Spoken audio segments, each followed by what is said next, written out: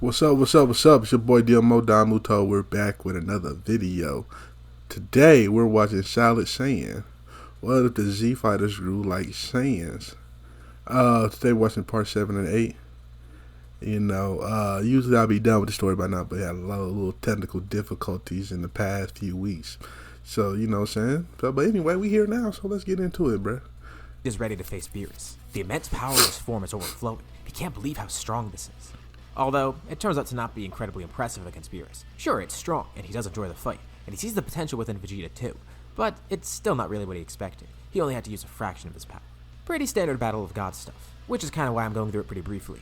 And even though there's nothing really too crazy from this fight, the effects of this arc will change the story pretty significantly. Okay. Of course, Beerus is going to end up taking Vegeta on his planet, training him under Whis, and Vegeta's glad to do this. He'll be stronger than anyone this way. Although, Beerus can't tell. Vegeta still is kind of a loose cannon. Remember, Vegeta's not really the same person that he was in the main story. He's still kind of in his anti-hero phase, which I kind of touched upon in the last part too, taking that liberty and giving Vegeta Super Saiyan God. And that's what makes Beerus wonder. Well, Vegeta's not really one that seems fitting of the godly form, but he still was able to get it somehow. So Beerus wonders, what if they had a Saiyan that actually was fitting what that form is supposed to be? I mean, from what they were told about this form when they first inquired about it, it was used by righteous Saiyans after all. So what if they had an actual righteous Saiyan with the form? That being Goku. Beerus ends up taking a couple people to his planet. Vegeta, Goku, and Broly, surprisingly. Broly shows some great potential. He's not necessarily a righteous Saiyan, but he still has a ton of potential with his power.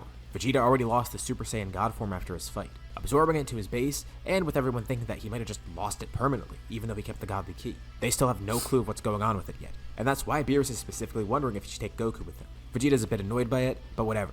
He's still got to become a Super Saiyan God and access that godly power, and he's going to use that going forward, trying to be the strongest still. And it makes Goku wonder, well, maybe Vegeta did fit the form after all. Vegeta's definitely changed at least a bit, and it makes Goku and the others pretty curious. Goku would love to take more people with him, specifically Gohan, Chi-Chi, and Goten.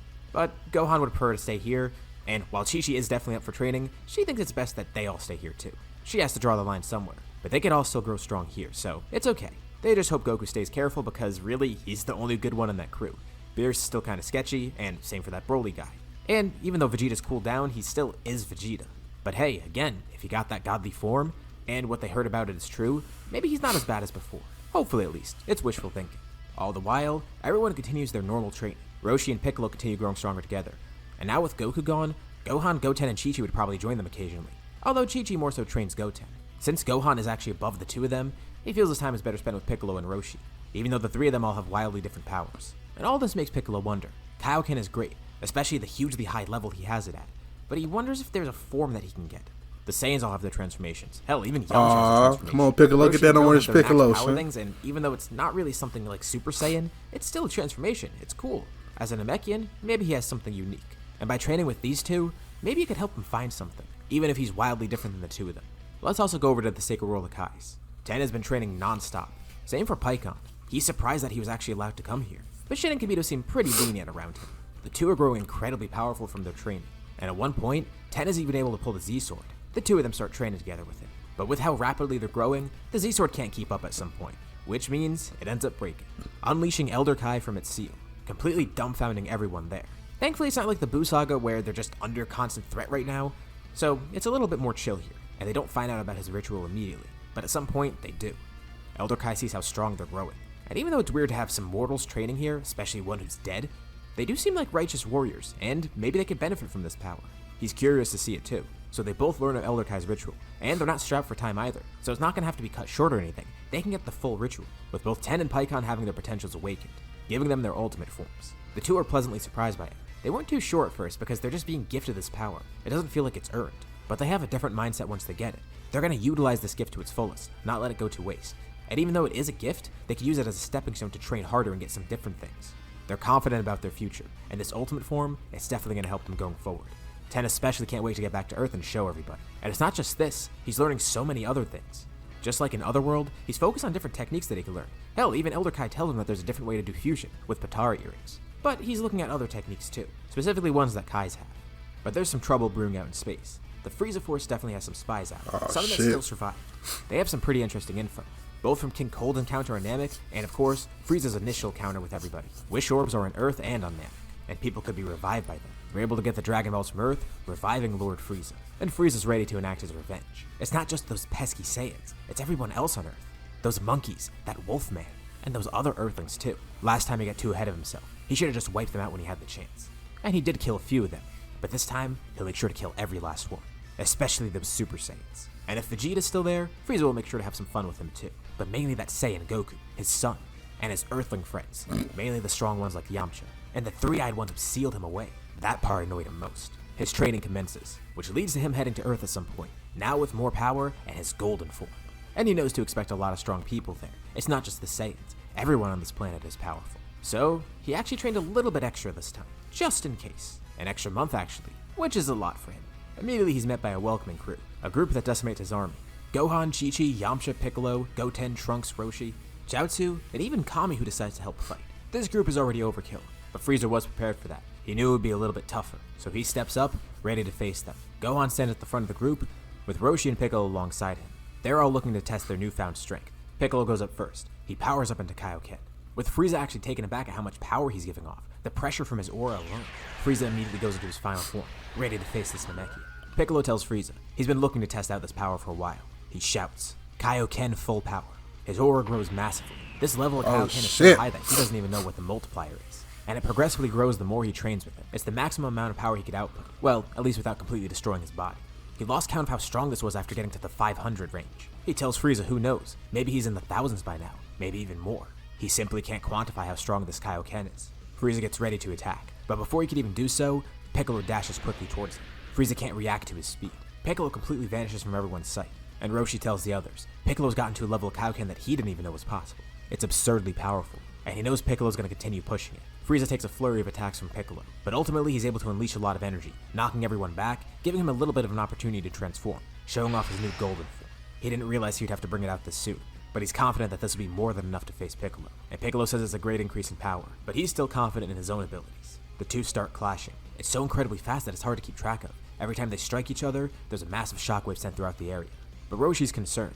That Kaioken is powerful, but at the max power, it is still tearing Piccolo's body apart. He's not sure how long he can keep it up. Piccolo does want to just finish this battle as quickly as he can, but now Frieza's a much tougher opponent, especially since he has trained a little bit longer. But mid-battle, Frieza suddenly freezes up mid-air, allowing Piccolo to land a perfect attack. But they're both confused. What just happened? Why was Frieza just paralyzed momentarily? And Piccolo hears a familiar voice, saying he'll take it from here, and that he wants Piccolo to rest for a bit. It's Tien Shinhan. Okay, and Pikkon there Tien. too. I mean, Shin and Kibito are nearby as well, and Frieza Tien. recognizes him. That's the one who sealed him before. And now this time he paralyzed Frieza mid-battle? And who's this other guy? Tien said he sensed the battle far away, and using the Kai Kai, he and Pikkon came over, with Shin and Kibito following him. Elder Kai wanted to sit this one out. Shin's looking forward to see how his students perform, but Tien feels like he's got this in the bag. Piccolo powers down, asking if Tien is absolutely sure that he's got this, and Tien says he knows he does. It's not cockiness. He actually is sure that he can do this. And Frieza reminds Tien, he shouldn't get too confident. He has that sealing ability, but besides that, he was useless in that first fight against Frieza. And Tien agrees. He couldn't hope to have faced Frieza before, but that changes here. And he's not going to have to seal away Frieza this time. He'll be sure to just eradicate him with his raw strength. Tien is surrounded by a white aura, showcasing his ultimate form. But it's not just this. His aura starts swirling up, forming into some giant construct around him. Tien ascends into the air. Frieza tries to attack, but then Pikkon jumps in, defending Tien. He wants to see this too, and he's not going to let Frieza play a dirty trick and hit Tien while he's powering up. Frieza's outraged by Pikkon. He doesn't even know who this guy is. Why is he metal? And he notices the halo too. Is he dead? Tien's aura swirls up more, and begins taking shape into something else. It looks like a giant humanoid behind him, like a giant avatar of himself made of ki. Tien floats there in the air, legs crossed, looking like he's meditating. All of his eyes are closed too, but his third eye opens up, glowing while the other two remain shut. And from that construct behind him, two eyes open up where the face should be, and Frieza's mortified. He can feel those eyes looking through his soul. And that ki construct, it has so many arms. Tien's voice projects through the area. This is the 100 Witches technique. This giant construct floats towards Frieza, attacking with dozens of arms. He's continuously trained, awakening a new version of himself. He sits at the core of this construct, looking like the heart of it, and his eyes remain closed as he controls the arms. This is the culmination of all of his training, all the godly training he's done, with Kami, King Kai, Shin, Kibito, Elder Kai, and all the gods he's met in Otherworld, as well as all the other great fighters he's come across in his life. This is his godly form, and Frieza tries attacking the heart of it, where Tien actually is. He punches through one of the arms, but another one grabs him midair. Frieza breaks himself free, trying to attack the others too, but another arm gets in the way, blocking him. He's surrounded by all these arms, with all the arms separated from the body, being able to float around Frieza, attacking freely however they want. And the two eyes of the construct look towards him, as well as Tien's third eye on his actual body. There's a piercing glow coming from each of the eyes, and his voice echoes through the area once again. He told Frieza he wanted him to not underestimate his new state of being. All the arms swirl around Frieza, each forming a diamond shape with the hands, and Frieza's held at the center by two of the arms. All at once, these other arms launch Kikohos, and from each of the eyes, the ones on the key construct and Tien's actual eye, the lasers are launched converging at a single point where Frieza is. Shit. All these ki blasts combine, completely eradicating Frieza. Fuck that nigga Frieza. The construct disappears, and Tien slowly floats towards the ground. It's the first time he got to use this in actual combat. It takes a little bit to activate, but it worked pretty well, and Pikkon congratulates him. He knew it would be powerful, but seeing it in action, that's a completely different thing. And everyone else is completely dumbfounded. But Shin and Kibito are proud of him, as are the others too. Looks like Ten's been doing a lot more training than they realized. Yamcha, Krillin, Roshi, and Chi-Chi are especially intrigued by this. They know Ten's different from them, but if that's what an Earthling is capable of, they can only imagine where they can go next. And on Beerus' planet, they all watch this as well. Goku did want to go back there, asking Vegeta to teleport him there.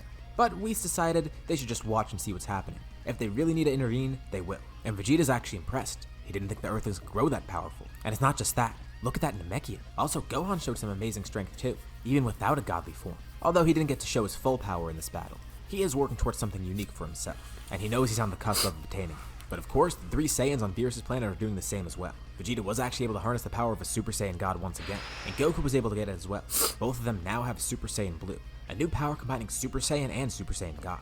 As for Broly, well, he doesn't even really have Super Saiyan yet. He has transformed into it a few times, but having him harness that power is pretty tough. So they're kind of starting from square one and getting him to get control on his wrathful form.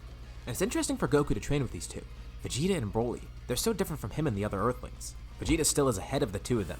Broly has more latent power, but he can't control all of it. Vegeta, he actually has more power than the two of them. And it's not just that, he has some great techniques too, specifically the ones he learned from Yardrat. That technique that Tien used, where he created a giant construct of himself. It reminds Vegeta how he could change his size. Not like that where it makes a key construct, but he could physically change himself. All his spirit control abilities are very useful. From here, eventually the Universe 6 tournament gets set into motion, and I'm not really going to spend time covering it. We all know it's going to be a wash. For the sake of the video, we'll say the team is made up of Goku, Vegeta, Broly, Piccolo, and Tenshinhan. It's not even fair for Champa. And we actually don't have anything with Zamasu either. Sure, he still hates mortals, but with no time travel here, there was even less of a reason for him to go off the rails. He doesn't like the mortals making a mockery of godly power. But at least they're not messing with time as well. Well, besides Hit. But that all gets avoided. And once again, this means another time skip, but a pretty brief one, between Resurrection F and the beginning of the Tournament of Power. With the Universe 6 tournament still happening, Zeno decides he still does want to do the tournament. It would be fun to pass some time, and it gives him a reason to test the universes. Hell, it might actually happen sooner because Zeno would probably get very bored, especially without a duplicate version of himself. But that tournament is set into motion. So what is the team going to be here? Well, we obviously have the same people from the Universe 6 tournament. Goku, Vegeta, Broly, Tien, and Piccolo. And as for the rest, we have more than enough people here. The next 5 fighters are a pretty easy pick. Gohan, Roshi, Krillin, Yamcha, and Pikkon. It's a shame because they have so many other strong people too. Hell, they could have gotten Chi-Chi, Chaozu, Goten, or even Kami on the team. But they decided to sit this one out. Chi-Chi voluntarily stays out, saying that others would be better picks. She feels kind of left behind, but use this as motivation. She's gonna grow stronger than anyone. She knows she could obtain something soon enough. And Goten thinks the same. The two will continue their training. And Kami's glad with his new power, but he's not really a fighter to begin with. He only fights when absolutely necessary. He'd rather leave that to the rest of the team. And Chaozu, yeah, he's stronger than normal, but he's not really keeping up too much with the others, unfortunately. But he's also fine sitting it out. He doesn't take offense to it. But this tournament's going to be great for everybody. They're confident that they can win this, but at the same time, it also means they could test out all their new powers. Everyone has grown so much, and besides Resurrection F, no one's really had a chance to test their powers. And even then, only a few people got to fight Frieza. This time, it's a battle royale. Everyone will have the chance to utilize their new powers. Like, yeah, they had the Universe 6 tournament, but here, they could really go all out. Especially with how much some of them have grown since then even. And there's also Pikkon, who people don't really know yet, besides that brief appearance against Frieza. So they'll get to see his strength too. This is the first time the whole group is actually back together in action. Like, yeah, occasionally they all will be together, but here, they're all going to be in one spot, all fighting at their maximum power. It's just like old times again, and the stakes are still pretty high, but they're confident. They can make this work. They could win for Universe 7. And hopefully it's just not Vegeta that gets the wish, because they still aren't sure what he would wish for. Although, by now, he's still not really a terrible guy, especially after beating Kaba in the Universe 6 tournament, becoming somewhat of a mentor for him, albeit a bit harsher. So maybe he will fight for the sake of others this time. But that all remains to be seen. Before heading off to the Alright, man. Next one is the finale, so I like the story, man. I I like Tien. Tien getting some shine, and everybody's getting their love, man. Not just the Saiyans, bro. Not just Goku doing everything. You know what I'm saying? So it's fire, very fire. Shout out to Shadow Saiyan for this story, man. And if you like my reaction, make sure you like, comment, subscribe, and I'll catch you next time. Peace.